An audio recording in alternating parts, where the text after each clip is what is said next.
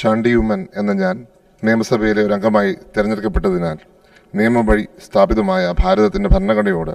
ഞാൻ നിർവ്യാജ്യമായ വിശ്വസ്തതയും കൂറും പുലർത്തുമെന്നും ഞാൻ ഭാരതത്തിൻ്റെ പരമാധികാരവും അഖണ്ഡതയും നിലനിർത്തുമെന്നും ഞാൻ ഏറ്റെടുക്കുവാൻ പോകുന്ന കർത്തവ്യം